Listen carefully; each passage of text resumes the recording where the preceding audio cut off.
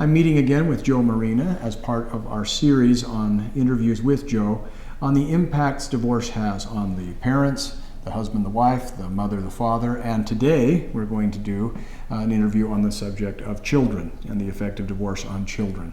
But as always, before we start talking about the subject, Joe, give the people that are watching your contact information for those who may want to speak with you in the future. Yeah, thanks, Eric. My name is Josette Maurina. I can be reached at 801-864-9170, and the best email I can be reached at is contact@glowwithjoe.com. My company name is on Google, and it's Glow with Joe. And spell that for them, for people that need to type it out. Sure, GLOWITHJO. Okay, so only one W, not glow with a W, and then with a W, just one W. One W. That's the one thing that I think people get hung up on. So they won't now. All right, we've spoken about the effects on adults generally, and we've talked about the overall mental health effects that divorce can have. But now we're going to talk about children.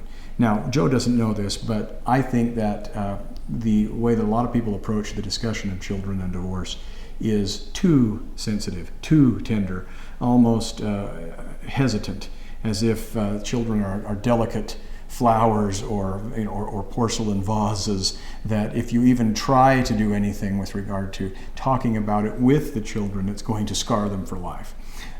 I respect other people's opinions. If I'm wrong, I don't claim to know all about it. It just hasn't been my experience. But we're not going to talk only about whether or how parents ought to talk with children about divorce. We're going to start with how children feel when they are confronted with the fact their parents divorce. So where would you like to start? How would you like to approach that question first?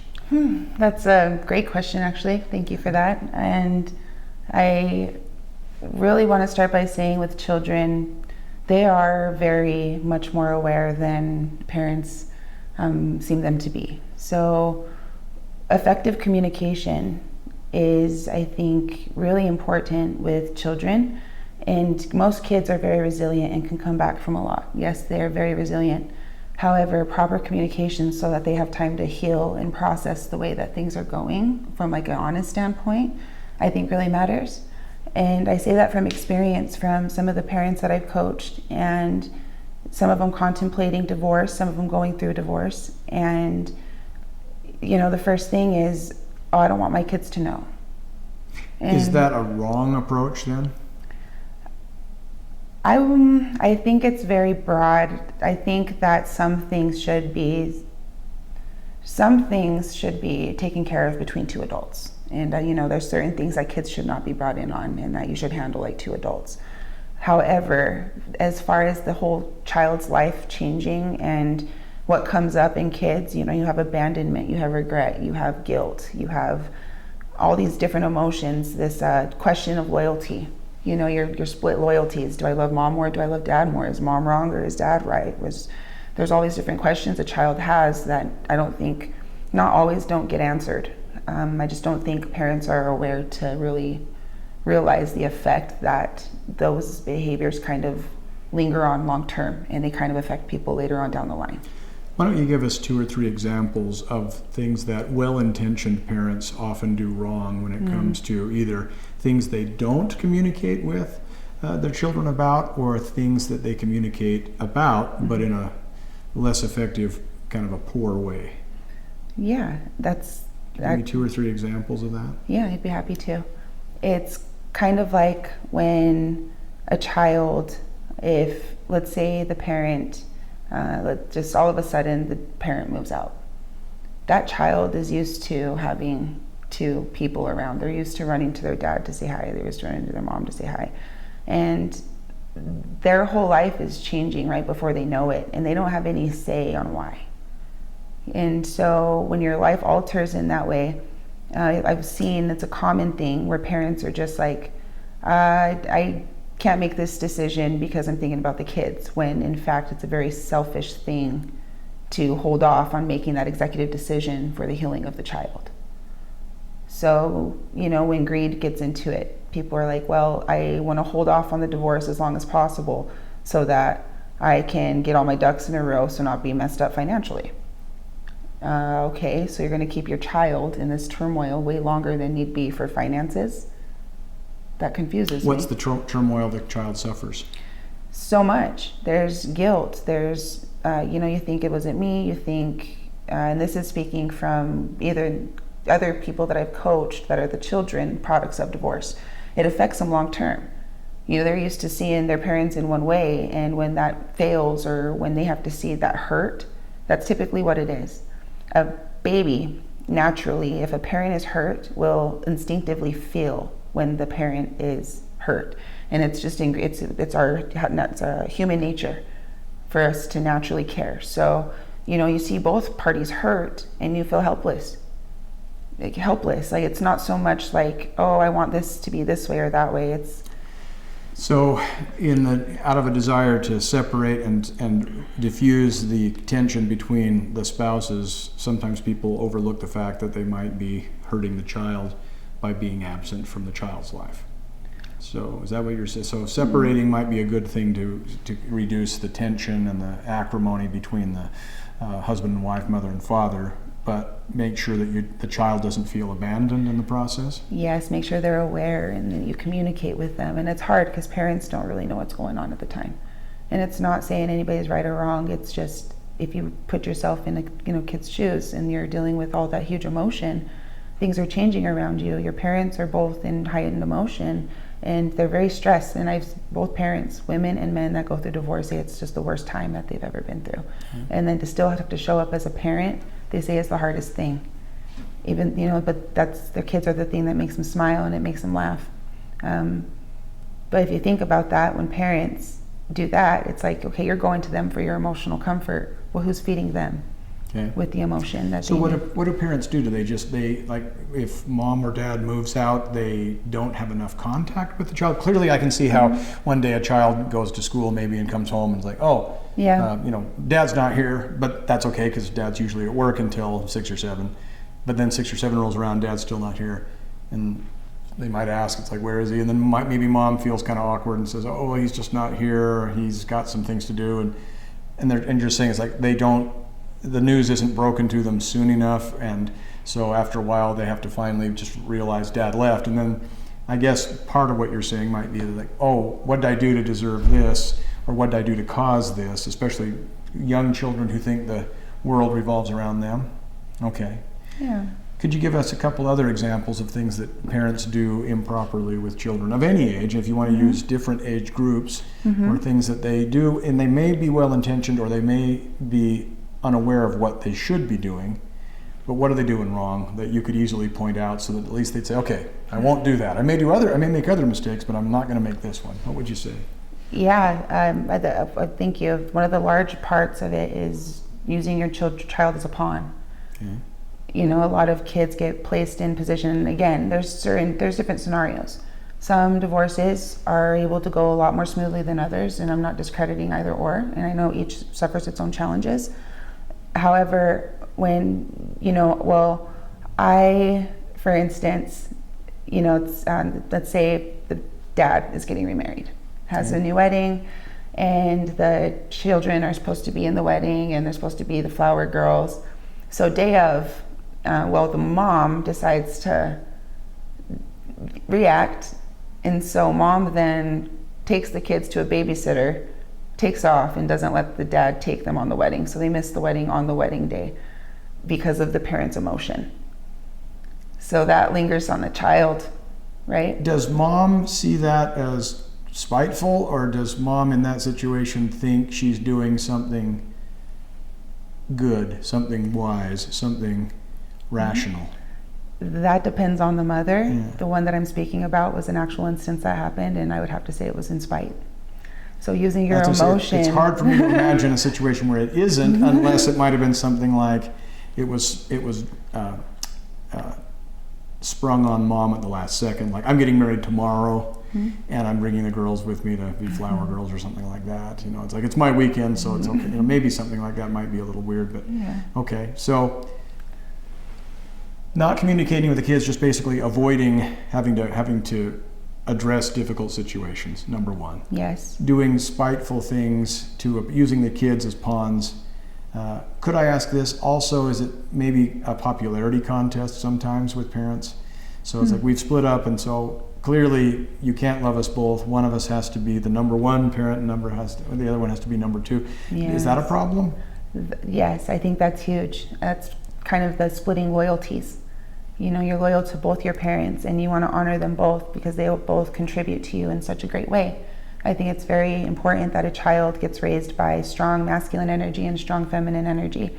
And it's easy, you know, for children to just take the grunt of things just because they're so resilient and they're usually so calm about things, and they just, you know, they don't speak up. They don't know what to really speak up on at the time. And this is probably speaking real, you know, generalized.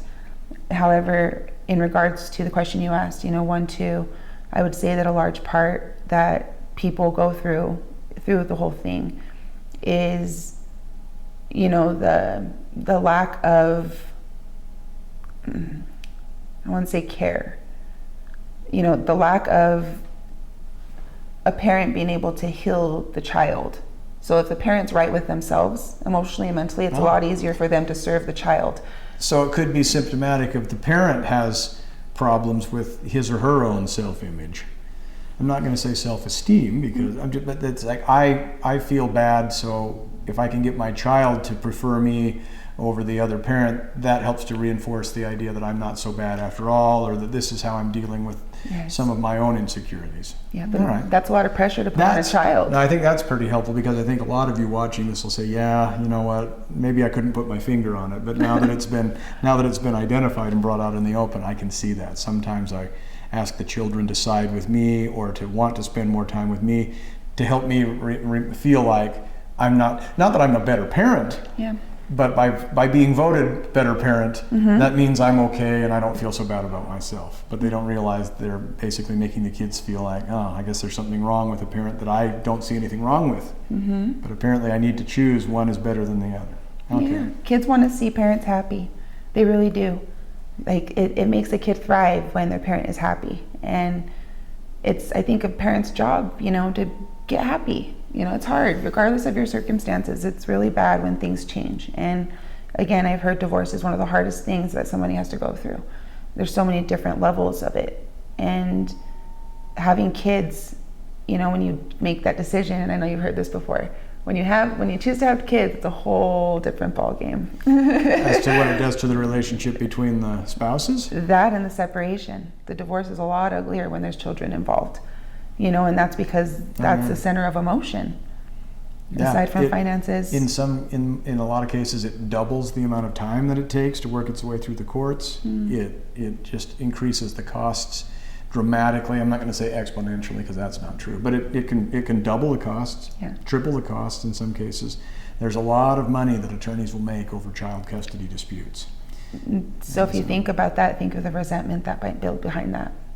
So then, you know, we're not saying that parents are upset with their children, but almost like it's a resentment in a sense because of all the baggage that has fallen on them due to them subconsciously.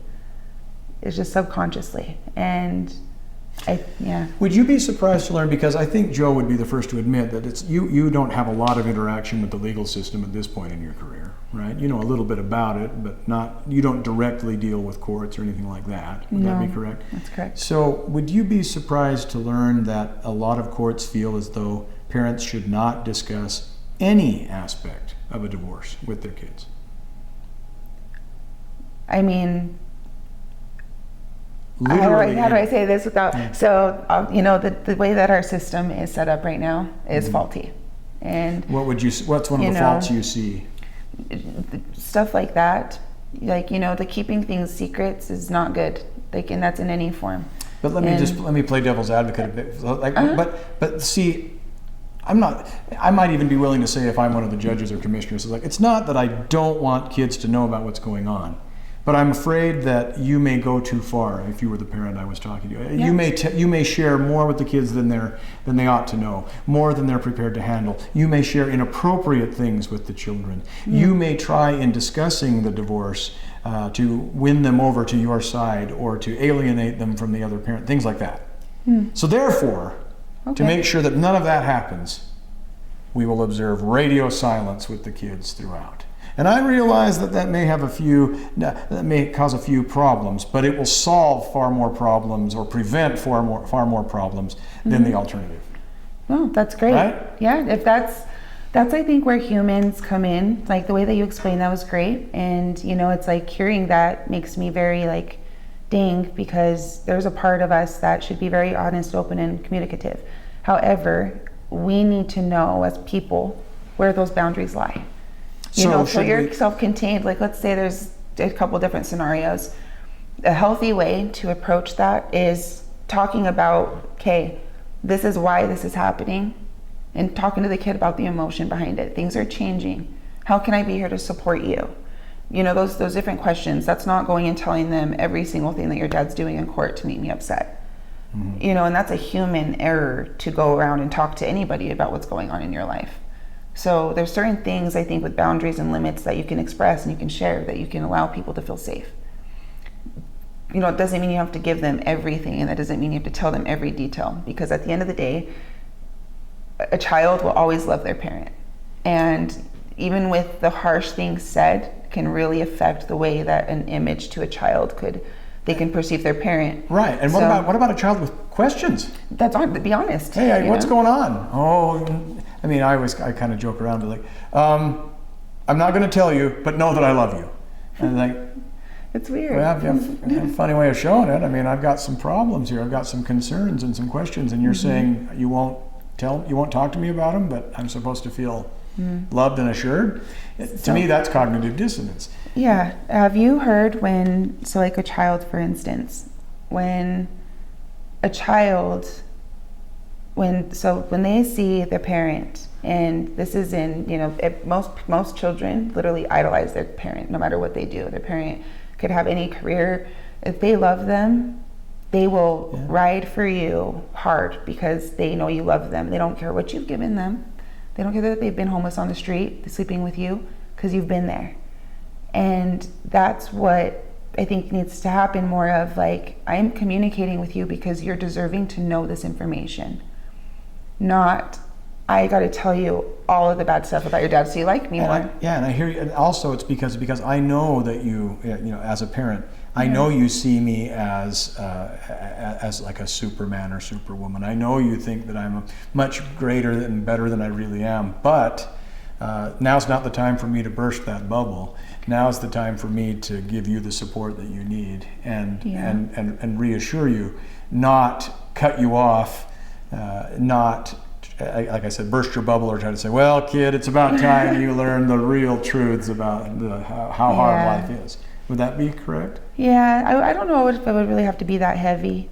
It's, when... That's what I'm saying. In other words, children, because they idolize parents. Yeah. You're saying, now's not the time to bring everything crashing down. Well, I think honesty is so important. And, I say this for, like, anybody. Think about, okay, so for instance, these are adult people that I'm speaking of right in this moment. When those adult people, growing up, parents had it all together and they were together, stuck it out. Well, this kid's 20 something years old, and then his parents get divorced after so many years of marriage. He felt kind of in the dark because they didn't really tell him. It happened all of a sudden, and this is a 20-year-old man. He's affected, and it took him down, and he was sad to see that his people were sad. So, when a kid feels connected to, like, hey, like, this is why this is happening, this is why this has to... So, long story short, he said when his dad was able to be vulnerable and finally show his finally not, I got everything figured out. When his dad finally did that for him, he said it changed his life. Because for so long, they've just been acting like everything's okay. Probably because the cognitive dissonance ended. He was able to see, it's like, wait a minute, how can something so terrible be so easy for dad to take in stride? Why am I having such a hard time with it? And it wasn't even me, only to find out, I was like, no. Well, it was hard for dad. Yeah. It was hard for mom.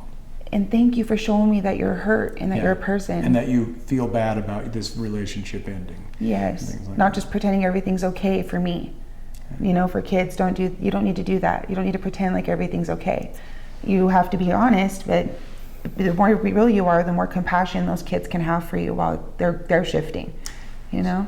You can help people with this. You can find a way to lead them into it so that they still feel that they're ready to do that. They can muster the courage to do that. That's one of the things you do. Yes. Let's finish on that note then. And then for those that would like to get in touch with you, give them your contact information one more time, please. Yes, thank you. I've enjoyed the conversation. My name's Maurina. I can be reached at 801-864-9170. Email is contact@glowwithjoe.com, and that's GLOWITH. Thank you so much. We'll Thank see you you again. Thank you.